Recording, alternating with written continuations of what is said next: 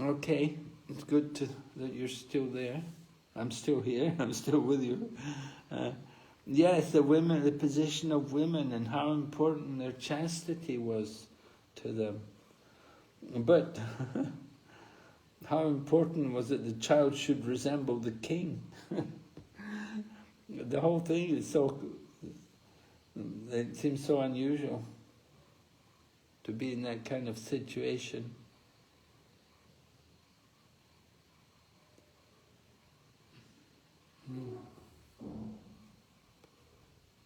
Can you hear me okay?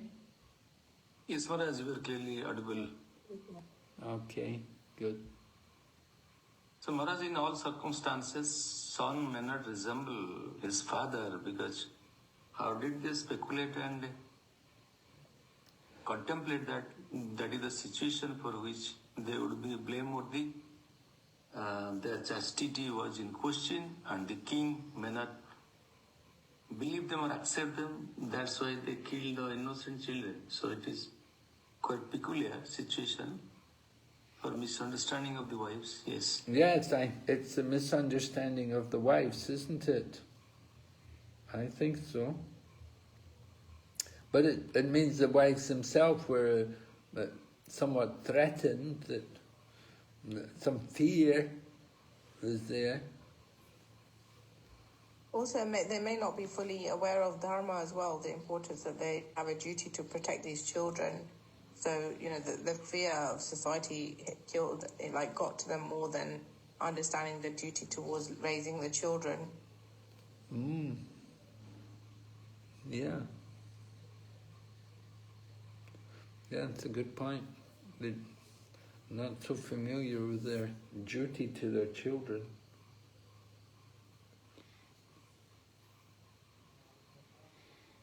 Okay. Then the next verse. Whereas due to envy, this such a situation may arise that had happened in case of Chitra. Ketu Maharaj, he had 1 crore wives, but when one begot a child, other became envious and killed the son. Yeah. Yeah, there's so many different intrigues going on in the palace with the kings. Even we saw recently, it wasn't that long ago, up in Nepal, the kings, there was a big murder up there in the palace there in Nepal, and they shot each other, or one of them shot everyone else. So royal families, they have their own problems. Okay, we'll go ahead, text 35. The king, his attempt for progeny frustrated in this way, performed a sacrifice named Marutstoma to get a son. Here we just heard there were 3 wives and they killed their sons because they thought the child doesn't resemble the father. So now the king is desperate to get a child, to get a son, to get someone. So the demigods named as the Maruts, being fully satisfied with him, then presented him with a son named Bharadwaja. So he could satisfy the demigods, and in this way he got a son. When the demigod named Brihaspati was attracted by his brother's wife, Mamata, who at that time was pregnant, he desired to have sexual relations with her. The son within her womb forbade this, but Brihaspati cursed him and forcibly discharged semen into the womb of Mamata. Oh, just terrible things which go on in the heavenly planets. You see, even great souls like Brihaspati could do this kind of thing. It's so shocking to hear. Prabhupada agrees. He said, the sex impulse is so strong in this material world that even Brihaspati who is supposed to be the priest of the demigods and a very learned scholar, wanted to have a sexual relationship with his brother's pregnant wife. This can happen even in the society of the higher demigods. What to speak of human society? The sex impulse is so strong, it can agitate even a learned personality like Brihaspati. Very sad, very unfortunate. People are in this fallen condition.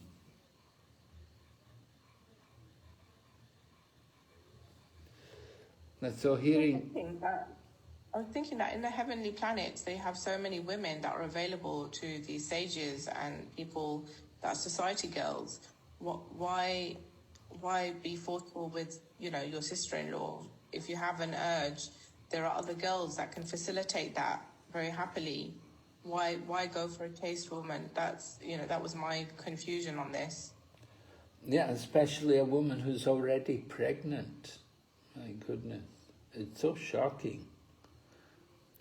But this is to highlight just how the sex impulse can agitate people.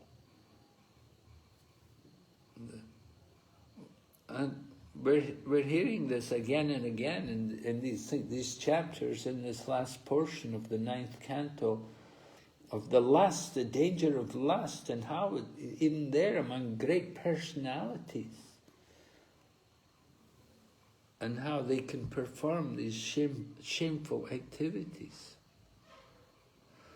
Anyway, it continues. Mamata very much feared being forsaken by her husband for giving birth to an illegitimate son, and therefore she considered giving up the child. But then the demigods solved the problem by enunciating a name for the child. I get a bit confused here because we heard that Mamata was already pregnant. So how was it giving birth to an illegitimate son? She was already pregnant by her husband. Maharaj, I was going to ask you a similar question, but in Gauranga Darshan Prabhu's Subodhini, he's written something in there, so I don't know if it's from a previous Acharya. It says that due to the curse of Brahaspati, the child, Dirg Atma, in Mamta's womb was born blind. So the one that she was already pregnant with was cursed to be blind. And then he actually kicked Brahaspati's semen out of her womb, and it fell to the ground. And that child that fell to the ground is the one who's Bhardwaj. Really? That's what it states here. Oh my goodness. Okay, thank you for that, Mataji.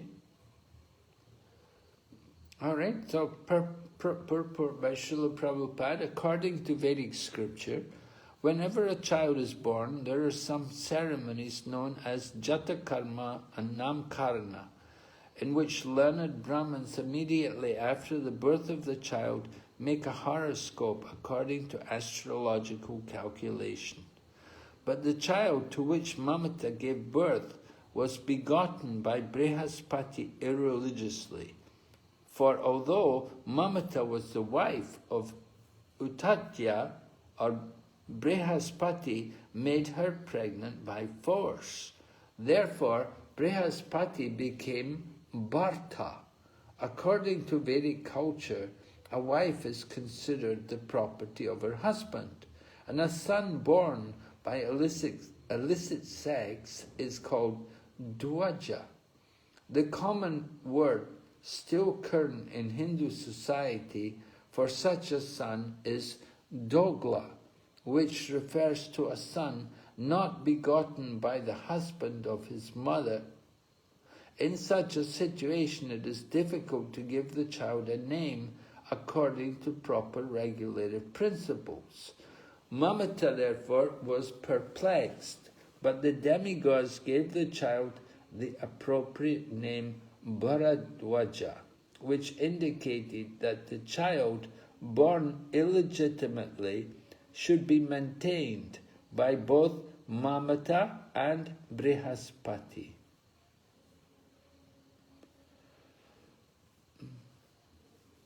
Mamata and Brihaspati. Yes, well, here we see at least they're maintaining the child, they're not killing the child, they're protecting the child, and they've given the child a suitable name. So, Brihaspati and Mamata, they're both responsible. And then text 38, Brihaspati says to Mamata, "You foolish woman, although this child was born from the wife of one man through the semen discharged by another, you should maintain him." Upon hearing this, Mamata replied, "O Brihaspati, you maintain him." After speaking in this way, Brihaspati and Mamata both left. Thus the child was known as Bharadwaja. They both gave up on the child. Neither of them wanted to take the responsibility. Neither Brihaspati nor Mamata.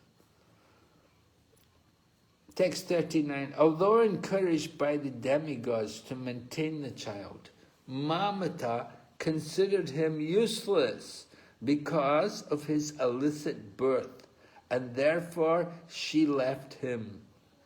Consequently, the demigods known as the Maruts maintained the child, and when Maharaj Bharat was disappointed for want of a child, this child was given to him as his son. Okay, so he got a child. That's a problem. They needed a child. He wanted to get a child. He got one. From this verse, it is understood that those who are rejected from the higher planetary system are given a chance to take birth in the most exalted families on this planet Earth. So, the child was actually born in an exalted family in the heavenly planets. Brihaspati and Mamata, great souls, but they didn't want this child, so the child came down to earth, it was brought to earth. The Maruts maintained the child, and then they gave the child to Bharat Maharaj. It was given to him to be his son.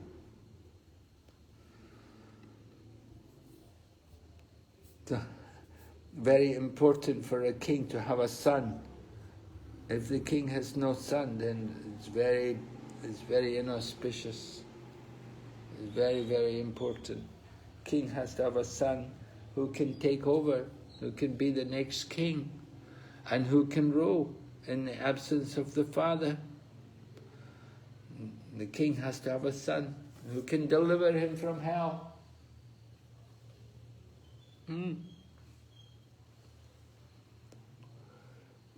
All right, so quite a chapter, a lot of action going on in this chapter. What did we hear? We heard in the beginning, first of all, we heard about Maharaj Dushmanta and Shakuntala, right? And from their relationship, we got the son who was Bharat.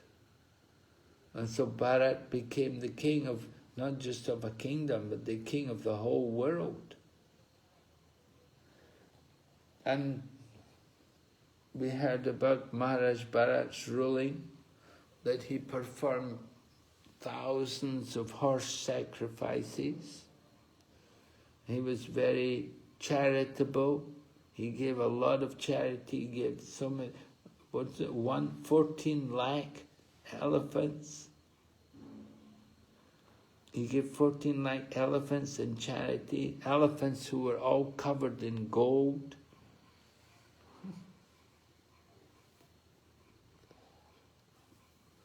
What else did Bharat Maharaj do? What were some of the things he did?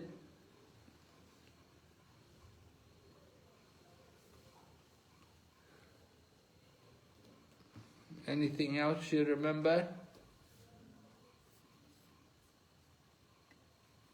Lots of sacrifices. Yeah, he did horse sacrifices. He said that. And he gave a lot of charity. And the elephants covered in gold. Oh, he rescued the wives of the demigods. Remember what had happened to them? Where were they? In Rasatal, Maharaj. Huh? Rasatal. Yes, and Rasatala. Yes, Rasatala Loka. And Bharat Maharaj rescued them, brought them back.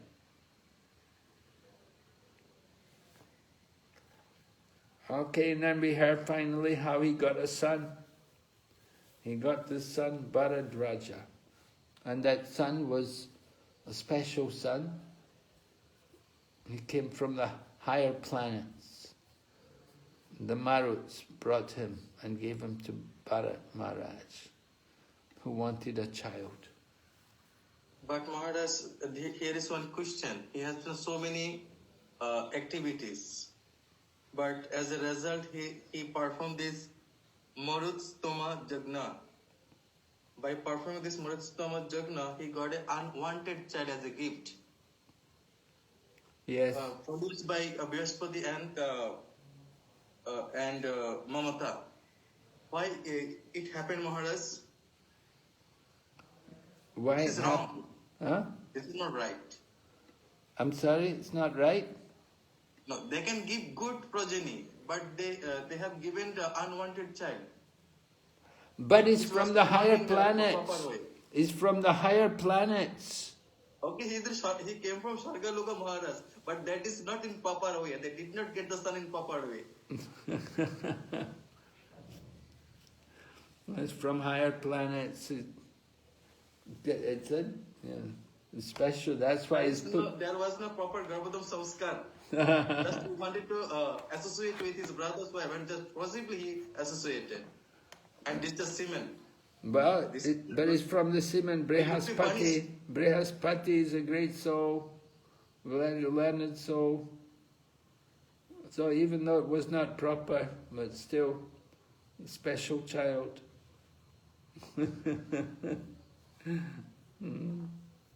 This is Maharaj, question mark. is this the same Bharadwaj that is a family Gotra who's one of the rishis? Because he's my maternal Gotra is Bharadwaj. And when I read this yesterday, I was like, oh, this is how the head of our lineage started, from Bharadwaj. So I was just wondering if it was the same rishi. I don't. I only know one. I don't know of any others. Maybe. I guess from the name of the meaning of his name is given, like the word, how they explain the Sanskrit of his name is illicit born. So I'm assuming that it's the same personality. How do we understand the meaning of his name? Bharadraja. What Bharada meaning? What? What's the meaning of Bharad? That he was born from Maharaj Brihaspati. Srila Prabhupada has mentioned in his purport, a son born by Brihaspati made her pregnant by force. Therefore, Brihaspati became Bharata. No, Brihaspati did not become Bharat because Bharat Maharaj received this son. That's why his name became a Bharat means Bharat Maharaj's name, and Dhaja means this unwanted child. Yeah, Dwaja. means born by illicit sex. A son born by illicit sex is called Dwaja. So, Bharadwaja. Bharad means that by force. Bharat means the king. Bharat Maharaj. No, Bharta. The word is Bharta. Not, this is... Yes, Maharaj. In sloka number 37 it is written, therefore Brihaspati became Bharata. Yes. Bharata means the Palak. Okay. Bharta, what is the meaning, Bharta? What is the maintainer of the child. Okay, maintainer of the child. Yes. Bharata. Bharta means like the father.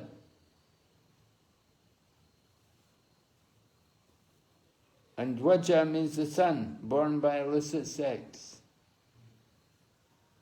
So, Bharadwaja.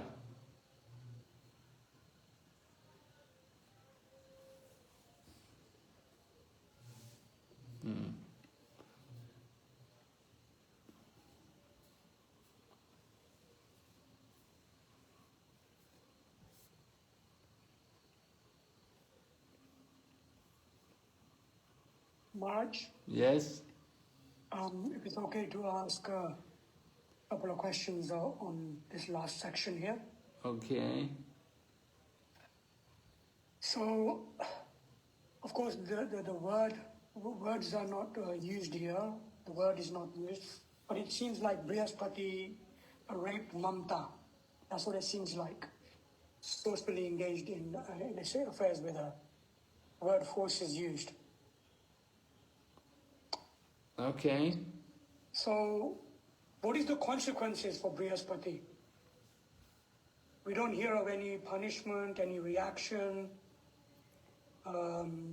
Him getting told off by anyone, even Lord Brahma. Well, because he's a great soul, because he has some position there, he can get away with it.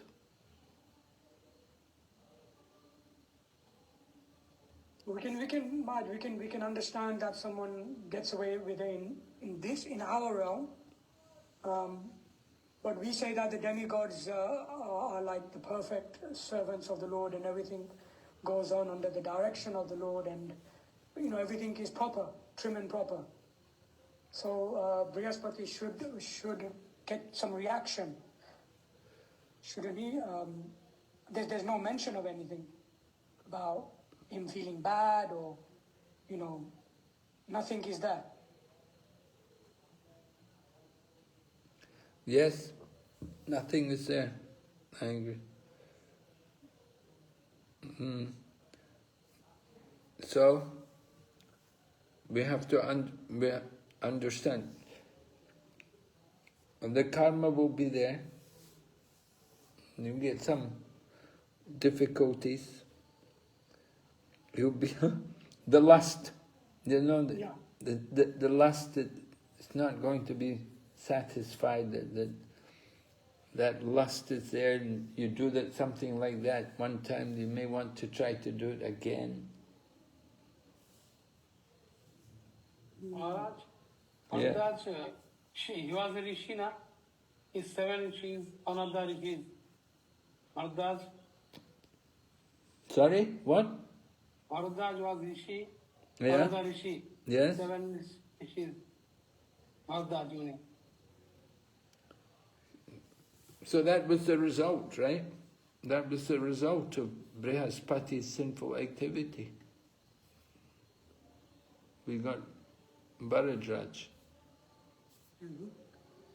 So different about that. He was not rishi.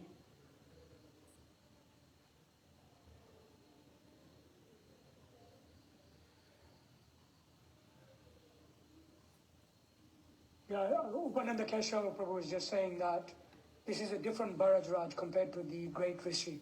Oh, really? He's just pointing that out. Oh, okay. How do we know that though? How do we know that? Because the name itself indicates illicit born. So if there was another same, with the same name, the meaning of the Sanskrit would maybe still be the same. Okay. So that was my question originally as well, is this the same one who was a great rishi? But I guess he's born from Brihaspati, who's also supposed to be, a priest. So, yeah, it's something we can look into, I guess. Yeah. It's a little complicated. It doesn't say anything in your book about it, huh? No, nothing is mentioned. But I was thinking maybe it might be there in a different Purana. Because generally if there's like anything that doesn't get completed here, there is like more detail is mentioned in a different Purana. But for the same, like when Sita was, made to go through the fire, it's only in Kurma Purana it explains why she went through the fire. So it seems like there is more information in other Puranas focusing on other bits that is not focused on in the Bhagavatam. Even the reaction, maybe he may have got a reaction for what he did as well, or a punishment for it, but it might be written about in a different Puran. Yes. Yeah, definitely we can understand it and be more disturbed. You do something like that, then at the same time he's talking to the woman. You foolish woman. He himself is the fool and the bad person, right? But he's telling Mamata, you foolish woman.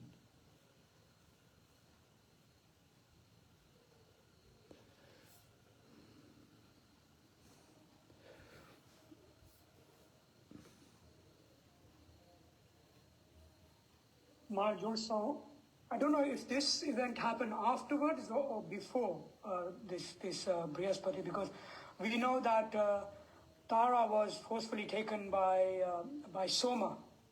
Tara is Brihaspati's wife. Yes. So is that the reaction? I don't know. I'm just kind of putting it out there. Is it a reaction? Well, that's speculation, right? We don't know. Yeah.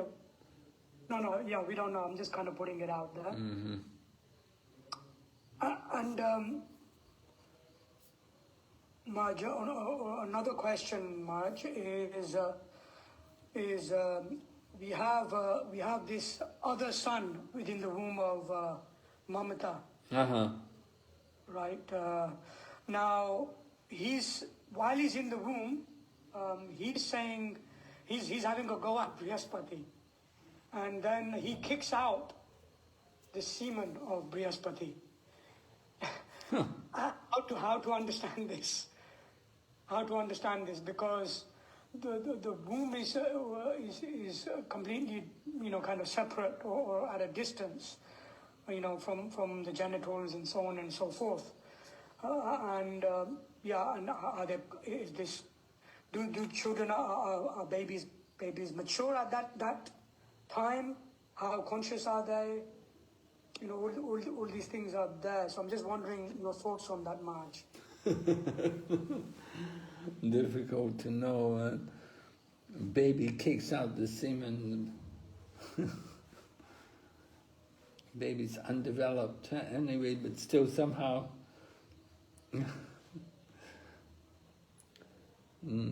Well, again, with higher planets, right? It's heavenly planets. These things are happening. Is it earthly? On the earthly planet it happened? I mean, because we're talking about Brihaspati, who is like the priest of the heavens. Yeah. So it must be,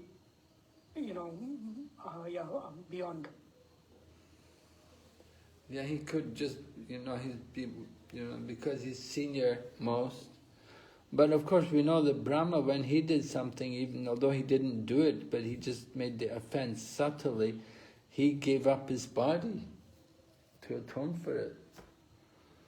And so, Brihaspati, if he's done something, yeah, he's going to have to atone for it.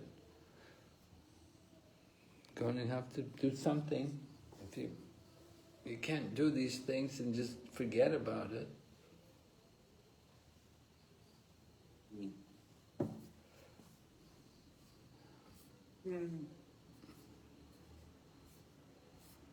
Anyway. I didn't catch the name. You said someone had to give up their body. Who was that? Sorry, I didn't catch that name. For the atonement. When was this? Brahma. He said Brahma. Oh, Brahma. Yes. Yeah, Brahma gave up his body because of daughter, right? Lusting after the daughter. So then, give up his body. But that's a subtle body, not a gross body. Okay, any other questions here?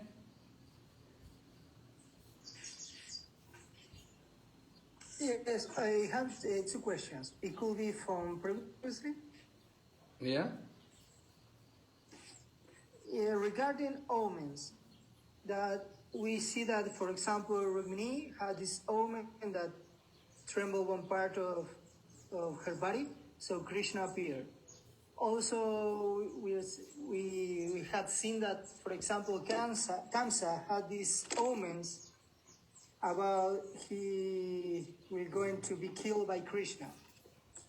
So, this omen, how does it work? For example, it could be that someone, for example, a devotee, could have a lot of fortune in the future, a lot of opportunities, but this fortune and these opportunities are, for example, in contrast with spiritual life. So in the future he will fall, for example. In a spiritual speaking, it's a bad thing, not a good thing, but material speaking is a good thing. So how this omen works, for example, it works on a material level, on a spiritual level, or how this omen works? Well, there's different, it appears there are different kinds of omens according to different situations. I told you about the omens which were there before the Pandava dynasty was all annihilated, before the Yadu dynasty was annihilated. When they were all in Dwarka, they saw many bad omens, many inauspicious omens. And so Lord Krishna sent everyone to the mainland. And they went there to do rituals, and what happened? They all got drunk and then they killed each other. So it was prophesied. There were omens predicting that there's some very inauspicious events going to take place. So, Lord Krishna, he came to Kurukshetra when there was an eclipse. An eclipse is another kind of omen. It was an inauspicious omen. But Lord Krishna came to Kurukshetra with everyone, and they did charity. They did a lot of charity. His whole family came. Whole family.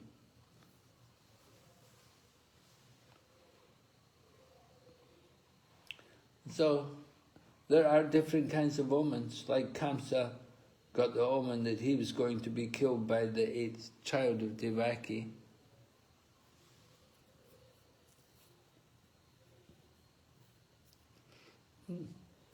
What can we say? It's all controlled by the material nature. It's all going under the direction of Lord Krishna. Sometimes it will be the divine potency, and sometimes it will be the material potency. The divine potency will be for to bring us closer to Krishna, to surrender to Krishna.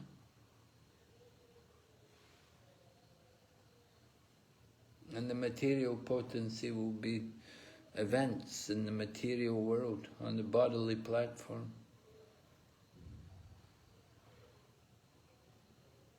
And how can we differentiate them? How can we differentiate? Well, when you see what happens, then you can differentiate. You have to see what effect, what's going to take place. Is it going to be for your spiritual advancement or what?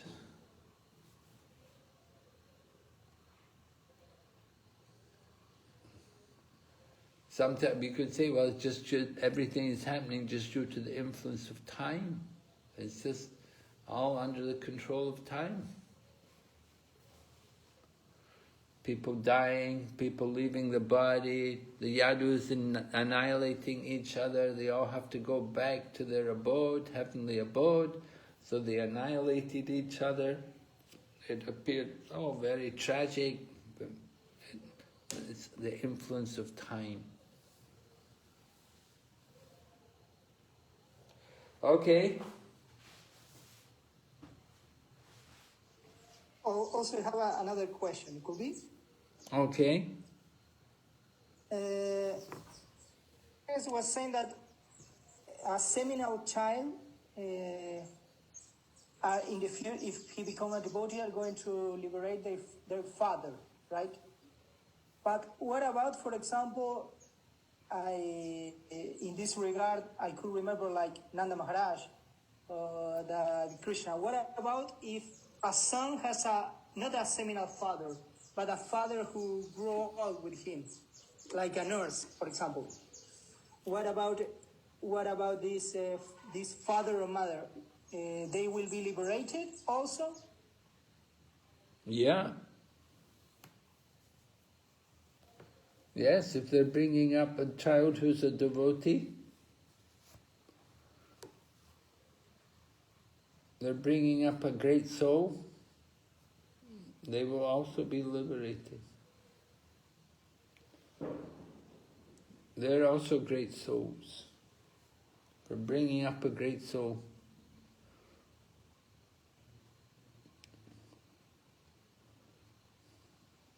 Yeah, they get a lot of benefit. You bring up a great soul, a child who's a great soul, definitely it's very beneficial, right? Right? Prahlad Maharaj was a great devotee. Because he was a devotee, even his father was a demon, they were all liberated. For 27 generations, everyone got liberated.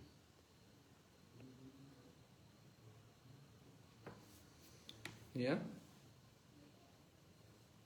So it doesn't matter if the father is a seminal father, like real father, like you said, or the father who grew up with the children, right? Yeah, it doesn't matter. You bring up the children.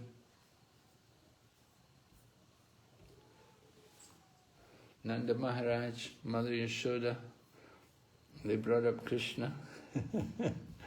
Yeah, they're so fortunate. They're very special souls. And the last one is just a confirmation. So Dhruva Maharaj's mother got liberated not because she was Dhruva Maharaj's mother, else because she was the Parma Pradarshaka Guru. So this story is different. It's not like she had been liberated because she was his mother, else because he was kind of good. Yeah. Well, it could be, it's up to the Lord, really. What does the Lord want? If he wants to liberate them, and just like he wanted Putana, he saw Putana had a service attitude, although she wants to kill Krishna, but he liberated her, took her back to Godhead. So if he sees the mood there, the mood of devotion that they want to do service, then they can be liberated.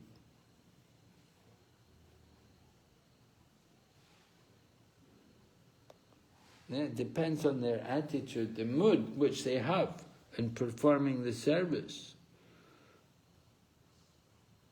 If they do it with loving devotion, then they'll be liberated. They'll go back to Godhead to serve Krishna there.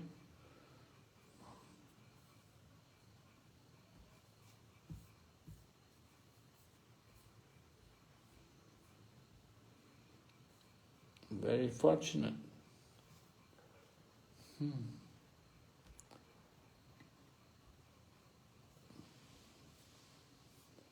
Okay, we have to stop here then.